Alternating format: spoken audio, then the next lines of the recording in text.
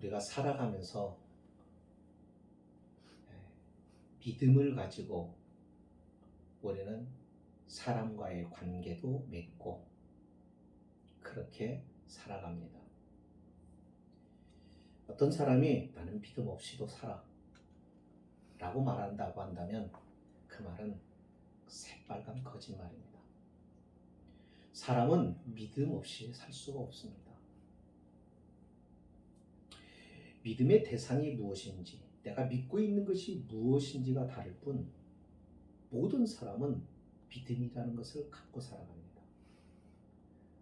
우리가 건물에 오를 때도 이 건물이 든든하여서 결코 무너지지 않을 거라고 하는 믿음이 있어서 그 건물 안으로 들어가는 것이고, 비행기를 타고 갔더라도 비행기를 탈 수 있는 것은 이 비행기가 추락하지 않고 내가 원하는 공항까지 안전하게 나를 태워다 줄 거라고 하는 믿음이 있기 때문에 타는 것이죠.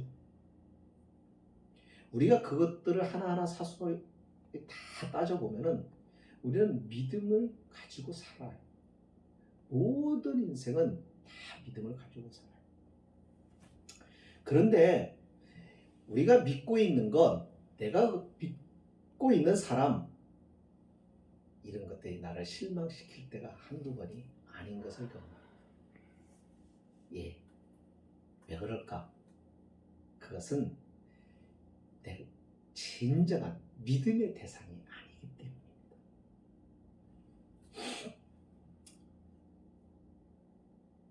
저는 하나의 이런 습관이 있어요. 비행기를 타면 참 이상하게 꼭 그 비행기를 탁 탑승하는 순간 이 비행기가 내가 가고자 하는 그 공항까지 안전하게 갈 수 있을까? 이 질문을 한번 꼭 던집니다. 왜냐하면 우리가 살아가는 모든 삶 속에는 내가 생각지 않은 일들이 생기게 마련이지요. 잘 타고 다닌 비행기가, 잘 타고 다니던 차가 어느 날 문제가 생길 수 있기 때문입니다. 우리가 신앙생활하면서 하나님의 존재나 하나님이 말씀하신 예수 그리스도 구원자 그분에 대해서나 천국과 지옥에 관해서나 이런 것에 대해서 내가 의심을 한다면 그는 신앙의 문제가 있는 것이지만, 그 하나님을 향하여 내가 지금 가고 있는 이 믿음의 길이 내가 정상적으로 믿음의 생활을 하고 있는가라고 하는 의구심과 의심을 가지고 있다고 하는 것은 그건 불신앙이 아닙니다. 그것을 통해서 우리에게 얻어지는 게 뭐냐면 점검하는 것이죠. 그 의심을 통해서 나를 한번 확인해 보는 것입니다. 내가 가지고 있는 이 믿음이 바른 믿음인가? 그러니까 그거예요. 비행기를 다 이륙하기 전에 다 긴장합니다. 누구보다도요, 그 비행기를 조종하는 조종사가 더 많이 긴장을 하죠. 이륙과 착륙이 가장 비행기에서 어렵고 힘든 시간이기 때문에 그래요. 그 육중한 몸을, 수백 톤에 달하는 그 육중한 몸을 지상에서부터 하늘로 띄운다는 것이 쉬운 일이 아닙니다. 또 그 육중한 몸을 땅에 랜딩한다고 하는 것이 쉬운 일이 아닙니다. 가장 비행기 사고가 많이 일어나는 순간이 바로 이륙과 착륙의 시점에서 일어납니다. 물론 가다가도 문제가 생기는 경우가 있습니다. 그러니까 나라고 하는 사람의 인생이 언제나 에브리데이 오케이로만 가는 게 아니라 가다가 멈추는 상황이 생기고 가다가 위기를 만나는 상황들이 생기고 여러 가지 변수들이 있게 마련이라는 것이죠. 그렇다고 할 때 타고 가는 비행기에 대하여 한 번쯤은 그래서 생각을 합니다. 그러면서 이 비행기가 만약에 추락한다고 한다면 나는 지금 주님 앞에 설 수 있을까?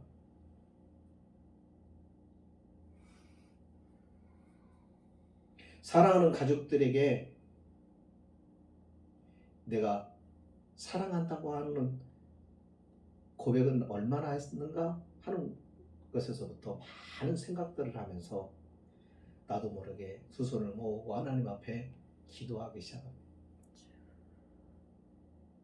그러니까 적당한 긴장감이나 이와 같은 것들이 나로 하여금 하나님께로 향하게 하는 그 순간을 보면서 인간의 연약함도, 그리고 이런 것들을 통해서 하나님을 찾을 수 있도록 내게 믿음을 주신 것에 대하여 감사를 할 때가 참 많죠. 그런데 이 믿음이 분명한 믿음이어야 합니다. 근데 대부분의 사람들은 믿음의 대상을 잘못 선택하는 경우가 참 많아요. 1912년 4월 11일 저녁 11시 40분 절대 침몰할 수 없다고 이야기했던 타이타닉호가 영국을 떠나 미국으로 항해를 출발합니다. 사람들은 그 배를 타면서 확신을 가졌습니다. 절대로 이 배는 침몰하지 않는다. 왜냐하면 침몰할 수 없도록 겹겹이 이 배 안에 그 선박을 구조를 아주 잘 만들었다고 그래요. 그래서 그것을 아주 강조하고 자랑을 했죠. 그러나 배는 얼마 못 가서 침몰합니다.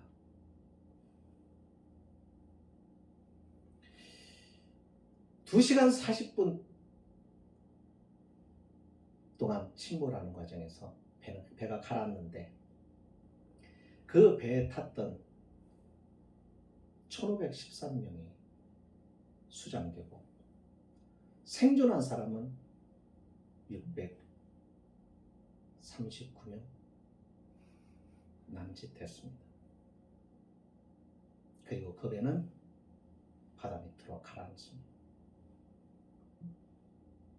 이게 세상입니다.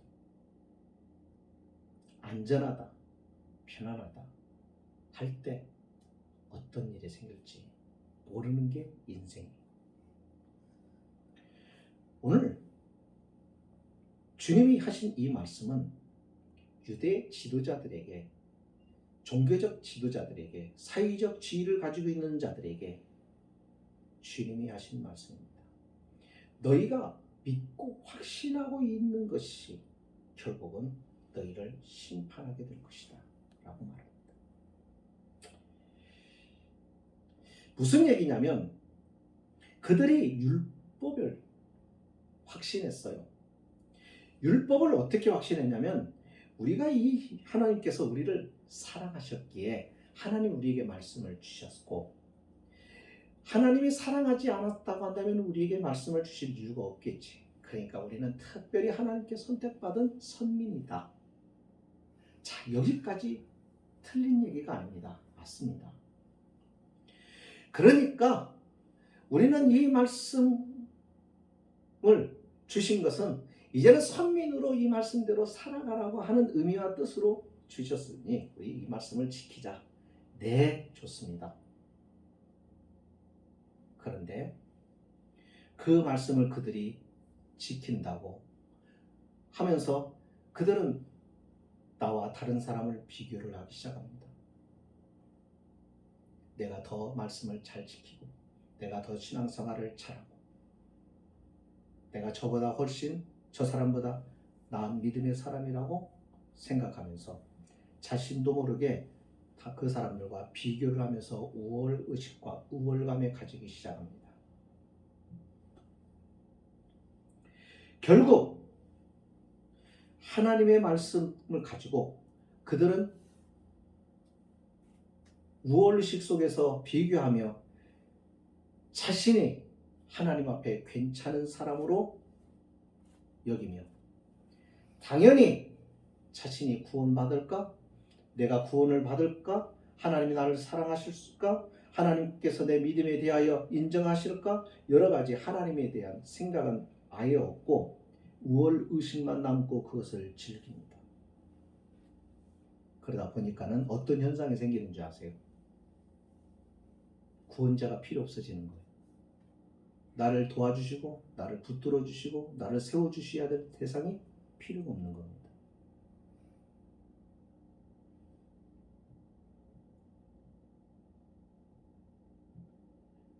잘 생각하셔야 됩니다.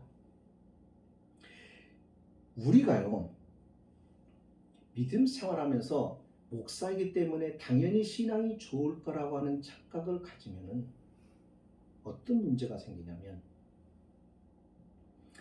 결국 자만에 빠지게 되고, 영적인 자만에 빠지면 내 가지고 있는 믿음이 죽어요. 영적인 자만에 빠지면 신앙이 죽어요. 왜냐하면 원래 이 믿음이라고 하는 것은 궁핍을 느끼는 데에서 나오는 것이 믿음이거든요. 다시 말하면 내가 가난하고 병들면 당연히 그 병으로부터 건강을 찾고 싶고, 내가 궁핍하면 그 궁핍으로부터 벗어나고 싶고, 그렇잖아요.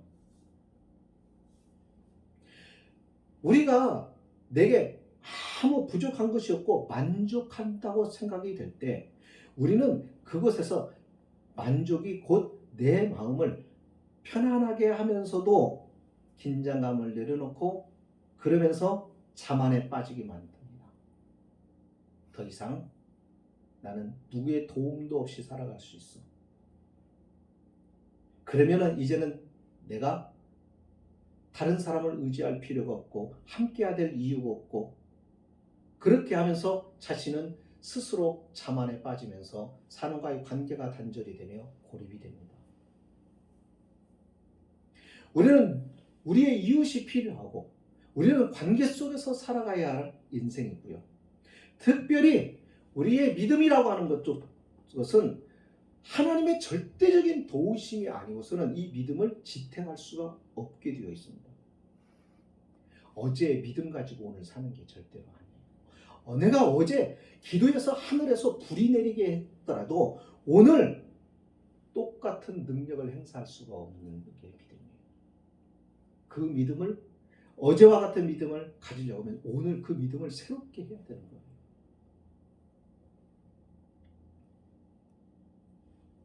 여러분, 우리가 사람과 비교해서 우월의식을 가지면 안 돼요. 우리의 믿음의 자만에 빠지면 안 돼요. 유대인들은 그 우월의식에 문제가 있어요. 그래서 항상 자신들은 우월감, 선민의식 속에 살았어요. 자, 선민의식이 어떤 때는 필요합니다. 그런데 그것이 빠져버리면 문제가 생깁니다. 자만심에 빠져요. 우리가 신앙생활에서 왜 하나님 앞에 서야 되느냐면요, 사람과 이게 비교하면요, 내가 저 사람보다 많이 배웠으면 자만심에 빠져. 내가 그보다 낫다. 많이 가졌으면 내가 그 사람보다 많이 가졌으니까. 제 머리 많으니까. 때로는 그 마음이 어떻게 나타나요? 무시하고 멸시하고 한 그런 모습으로 나타나죠. 여러분, 그리스도인은 그렇게 살아가는 게 아닙니다. 비교를 하려면 하나님 앞에서 하나님과 비교하세요. 하나님 앞에 딱 서세요.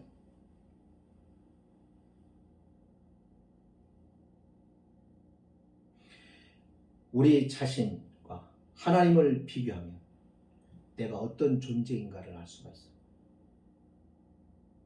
그분은 빛이시라고 말씀을 하잖아요. 왜 그러냐면 그분 앞에 가까이 가면은 내가 드러나요. 전에 보지 못했던 내 모습이 드러나요.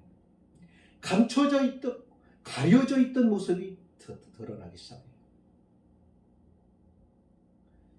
빛과 멀어져서 어둠에 속할수록 그 존재 자체를 모르고 있다가 그 사물이 빛 가운데로 나타나면 그 사물의 모양과 구조와 심지어는 그 하나하나 이루고 있는 세밀한 부분들을 다 볼 수 있는 것과 마찬가지입니다. 성경에 있는 이유가 뭘까?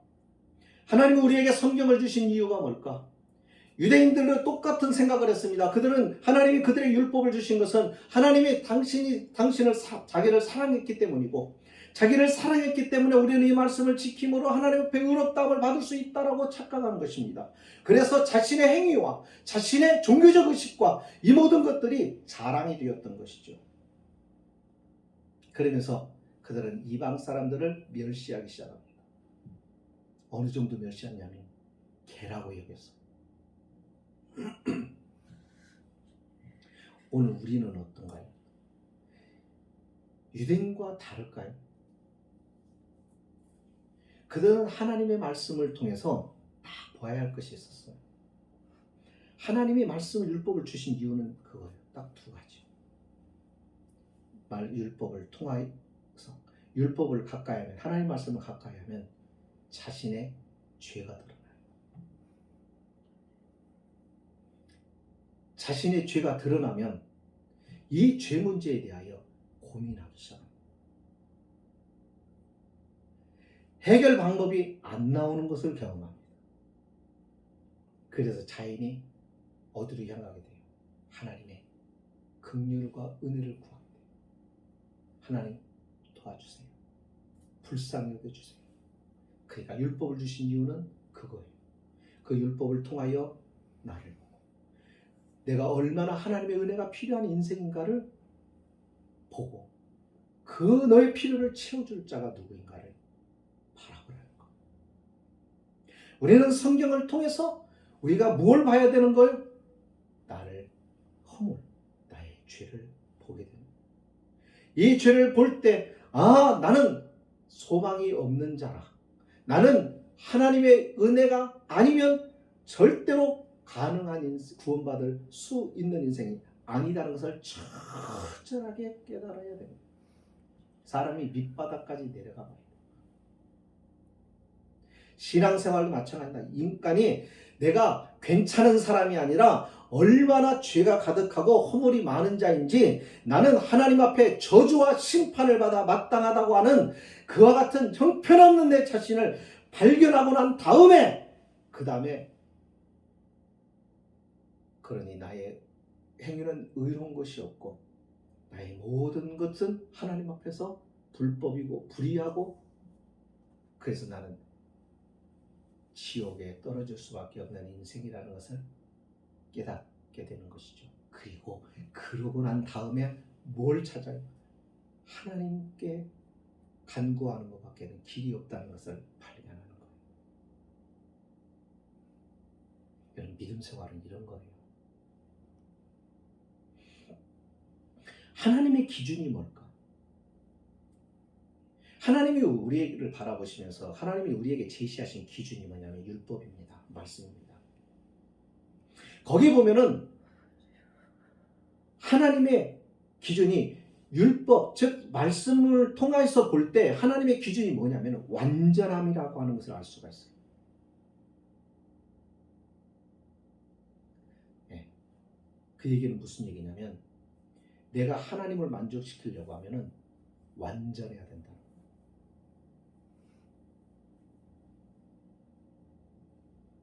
이것이 율법의 메시지, 말씀의 메시지. 그러니까 여기서 예수님께서 뭐라고 말해요? 45절에 내가 너희를 아버지께 고발할까 생각하지 말라.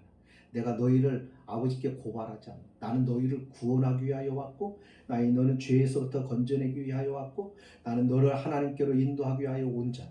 성경이 바로 그것을 가르치는 자, 바로 너가 어떤 자이며 너가 거기서부터 나올 수 있도록 하나님 앞으로 갈 수 있도록 인도할 자가 누구인가를 성경이 예언했던 바로 그가 나다 라고 말씀하시면서 내가 너를 그런데 너를 구원할지언정 고발하기 위해서 온 것이 아니다. 너의 죄를 너의 잘못을 고발하는 것은 뭐다? 모세의 율법이다.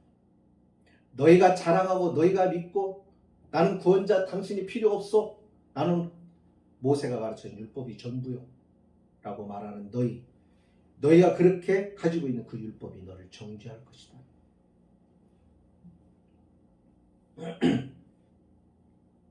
그러니까 무슨 얘기예요? 우리가 하나님 말씀을 가까이 하면 할수록 뭘 깨닫는 거예요? 죄를 깨닫는 거예요. 좀 그게 절망이 아니에요. 자기의 실체를 보는 거예요. 거기서 뭐가 나오는 줄 아세요?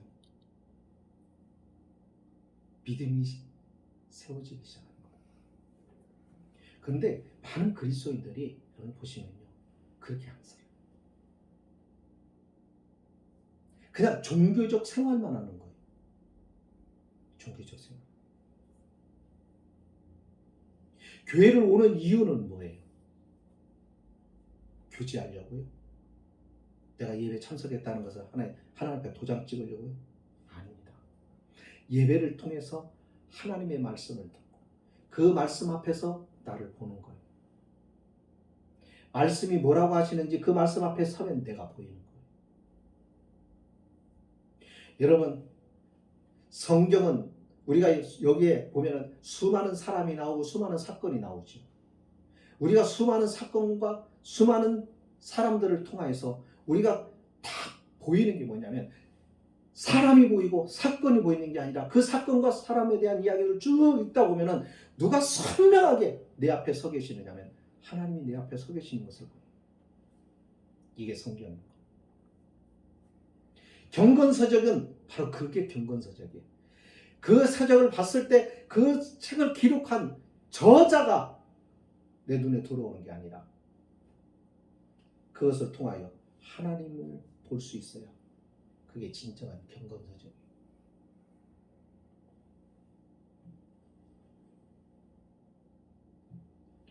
우리는 신앙생활하면서 하나님 말씀 앞에 서서 우리 자신을 잘 살펴야 됩니다. 말씀을 통하여 유대인들처럼 왜 내가 말씀대로 살아? 나는 고래 믿었어. 나는 걱정이 없어. 주님이 구원해 주신다고 약속했으니까 여러분 약속을 하셨죠. 네. 그렇다고 하면 하나님의 약속을 받은 자가 어떻게 살아가는가? 그분께 내가 약속을 받은 자라고 한다면 그러면 약속을 받은 나는 지금 어떠한 삶을 살고 있는가? 봐야죠. 우리는 두려워할 줄도 알아야 됩니다. 오늘 이 말씀은요, 경고예요, 경고. 47절, 그러나 그의 글도 믿지 않거든 어찌 내 말을 믿겠느냐. 너희가 모세의 말을 믿는다고 했지, 율법을 믿는다고 했지. 근데 그 말을 믿지는 않는 거예요. 네가 그것을 믿었다고 한다면 내가 보였을 거다. 왜 제사장들과 서기관들과 이 율법사들과 성경학자들이 모세 율법을 믿는다고 말하면서 왜 예수님을 못 보냐 말이에요. 자기 앞에 있는. 여러분, 예수님은요, 우리가 보고 싶어서 보고 보기 싫으면 안 보이고 그런 존재가 아닙니다. 목사는 보이고 평신도는 안 보이는 존재가 아닙니다. 여기 보시잖아요. 우리에게 경고하는 거예요. 우리가 솔직히 이 사람들만큼 우리가 성경을 많이 알아요? 아니잖아요. 성경을 이렇게 많이 알고 있는 사람도 주님을 몰라요. 못 알아본다고요. 말씀을 가지고 있는데도 못 알아봐요. 이 말은 무슨 얘기냐면 목사인데도 주님을 몰라본다고요. 총회장인데도 몰라본다고요. 교황도 몰라본다고요. 우리는 이 말씀 앞에서 우리는 두려움을 가져요. 이것은 왜 그러냐면 무서운 선언이기 때문에. 그래서 우리가 신앙생활을 매일 매 순간마다 잘해야 되는 거예요. 두려움의 자리에까지 내려가서 여기서 하나님의 긍휼을 바라보고 아하, 오늘도 주님이 나를 붙들어 주시는 은혜가 아니면 나는 내 믿음은 곤두박질 친다. 오늘 이 순간 주님이 나를 붙들어 주시는 은혜가 아니면 나는 지옥에 떨어질 수 있다는, 다시 말하면 내가 가지고 있는 이 내 믿음이 나를 붙들어 주는 게 아니라 하나님의 은혜가 내 믿음을, 연약한 믿음을 붙잡고 그래서 하나님께로 우리를 이끌어 가신다고 하는 것을 깨달으라는 거예요. 그래서 우리는 매일 주님을 의지하지 않으면 안 되는 겁니다. 그런데 우리는 주님을 잊고 살 때가 얼마나 많아요. 하루에도 주님을 우리는 잊고 살 때가 참 많아요. 여러분, 우리는 살면서 항상 주님과 생각을 해요. 텔레비전을 보다가도 어떤 일 보고 그거 끝나는 게 아니에요. 그 장면을 보면서 자연스럽게 우리 신앙과 연결되게 됩니다. 어떤 자연의 경관을 보면서 그 아름다움 속에 하나님의 섭리를 생각해보고 집에서 설거지하면서도 청소하면서도 우리의 마음을 정결하게 하실 그분의 포효를 생각해보기도 하고, 우리는 다양한 삶 속에서 그 있는 현장에서 우리는 주님과 끊임없는 대화를 하고 주님의 말씀을 묵상을 하고 주님 앞에 내가 서 있고 주님이 오늘도 나를 붙들어 주시는 은혜의 손길이 멀어져 버리면 나는 끝장이 나는 인생이다. 그러므로 내가 오늘도 주님을 더욱 의지하고 오늘도 주님을 더욱 사랑하고 하나님 아버지 앞에 내가 진실한 믿음의 사람으로 주님을 기억하며 주를 의지하며 살아가야 되겠다고 하는 생각을 가지고 그 의식 속에서 살아가야 되는 것이죠. 그럴 때 우리는 실수하지 않게 됩니다. 그리고 그렇게 할 때 하나님의 인도하심을 보게 됩니다.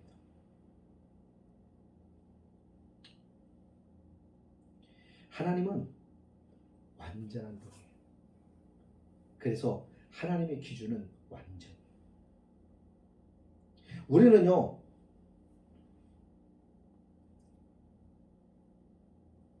바리새인들을 통해서 우리가 알 수 있는 게, 여기 예수님께서 서기관, 바리새인, 율법학자들, 이 사람들을 어떻게 보시는지를 좀 봐야 돼요.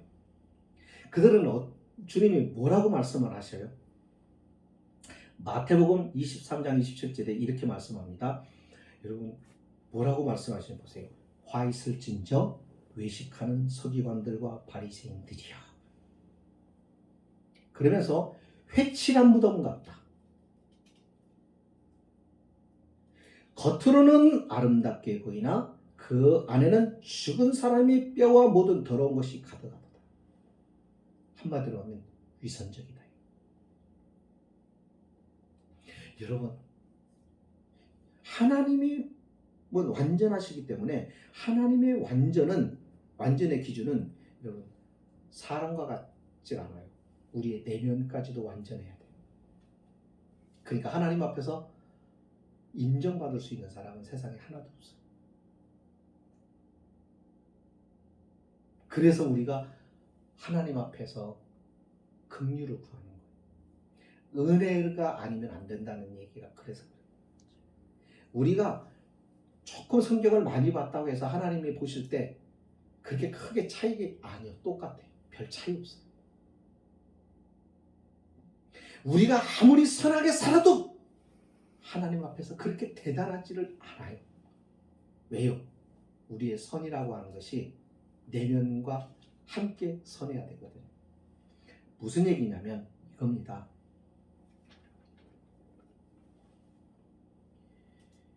우리가 겉으로는, 마음과 달리게 겉으로는 깨끗한 척 할 수 있어요. 내가 저 사람을 위하는 것 같이 보일 수 있어요. 그래서 사람들로부터 존경도 받고 괜찮은 사람으로 인정도 받을 수 있어요. 그런데 보세요. 내 마음이 진짜 그렇지 않다고 한다면 이게 외식이란 말입니다. 위선이라는 거죠. 그러니까 나의 행위가 선하고 아름다운 이것이 온전하려고 하면은 내 마음의 동기가 정말로 내가 누군가를 예를 들어서 도와주고 그 사람을 구제한다고 한다면, 여러분 그 사람을, 어떤 사람은 동냥하듯이 내가 우월감 가지고 도울 수도 있지 않아요. 그죠? 거지를 돕는 것처럼 그렇게 도울 수도 있잖아요.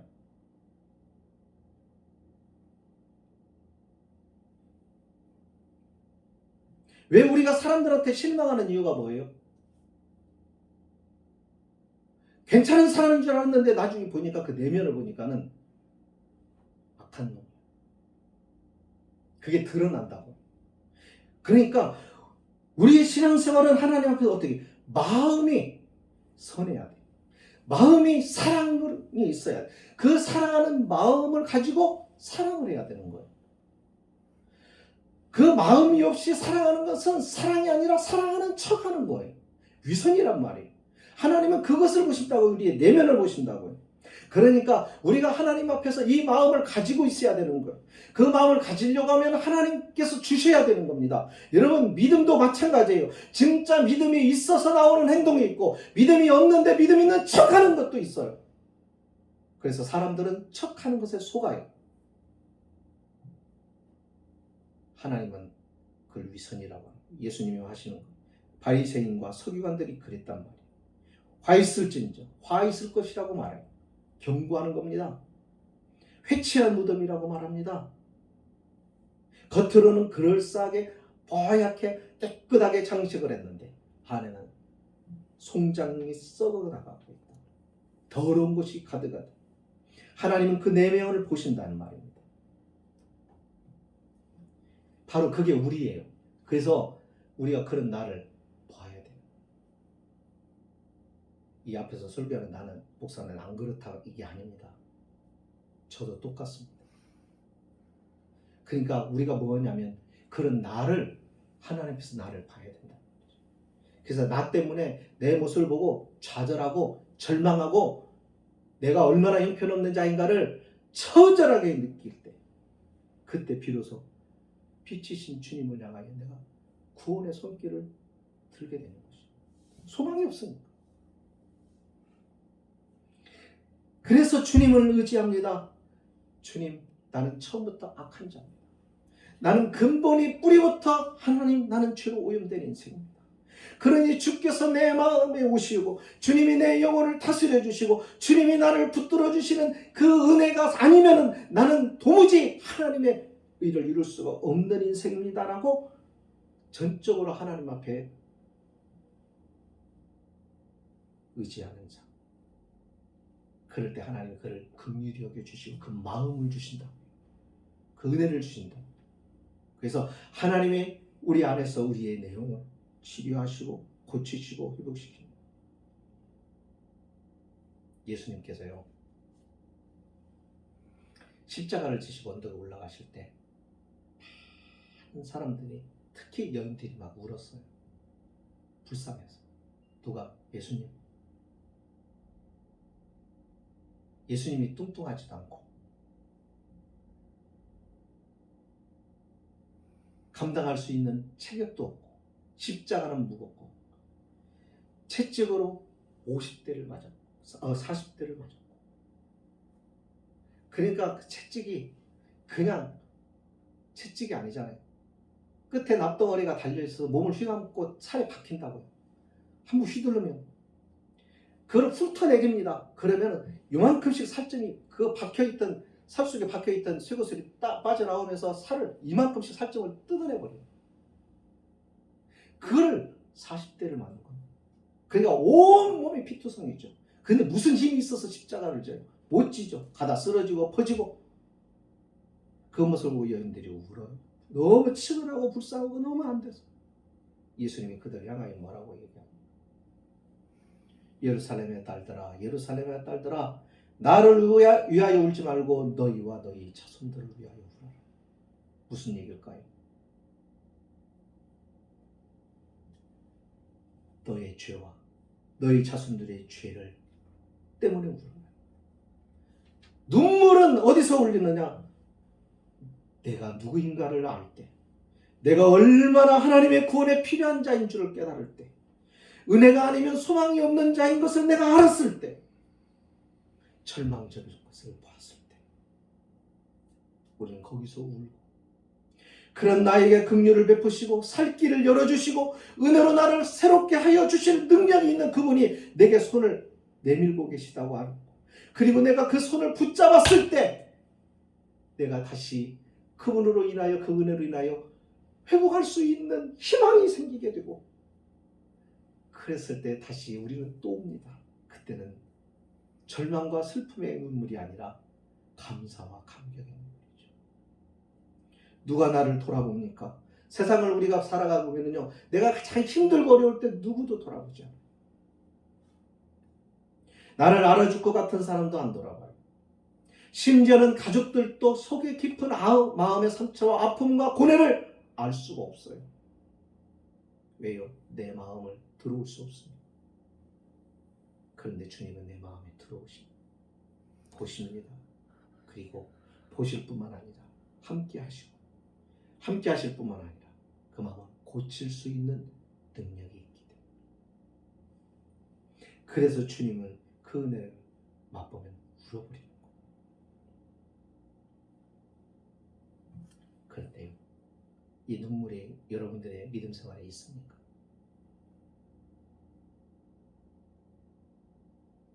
눈물은 슬퍼서만 우는 게 아닙니다. 슬퍼서도 울지만은 너무 행복하고 기쁠 때 눈물이 납니다. 이 눈물이 있으십니다. 이것이 회복되어야 됩니다. 그래야 믿음이 회복된 거예요. 이게 없이 믿음 생활하면 믿음 생활은 계속 헛도는 거예요.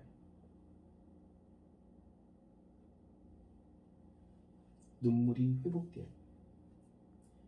여러분, 기도하면서 우신 사람을 요즘에 본 적 있습니까? 여러분들이 기도하면서 우신 적이 있습니까? 왜 우리 이렇게 강팍해져 버렸을까요? 마음이 굳어져 버렸어요. 왜 이렇게 마음이 굳어졌을까요? 하나님의 은혜의 단비를 경험하지 않았기 때문에 돌짝발처럼 굳어져 버렸어요. 아스팔트처럼 딱딱하게 굳어져 버렸어요. 거기에는요, 믿음의 생명력이 피어오르지 않습니다. 그러니까 거기는 메말라 있어요. 오늘 우리가 믿음 생활, 이게 회복이 돼야 돼요. 그거 없이 믿음 생활하면 안 돼요. 저도 보장 못합니다. 천국 갈 거라고 보장 못합니다. 우리는 자꾸 쉽게 생각해요. 유대인들이 그랬다니까요. 이 사람들은 그래도 성경이라도 연구하고 그랬지. 오늘날의 우리들은 어떤, 안 보잖아요. 안 읽잖아요. 안 배우잖아요. 성경에 대해서 무지하잖아요. 그래도 이들은 성경을 바라보면서 가라도 했지. 우리는 완전히 성경을 등 돌리고 교회만 다니고 그런 경우가 많잖아요. 그러다 보니까 어떻게 우리 안에 변화가 있고 개혁이 일어나지 않고 우리 속사람이 새로워지지가 않잖아요. 주님을 닮은 모습으로 안 나오잖아요. 그게 다 문제가 있는 겁니다. 구별이 안 되잖아요. 예수 믿는 자나 안 믿는 자. 그러니까 세상도 실망을 해서 더 이상 기대를 안 하는 것.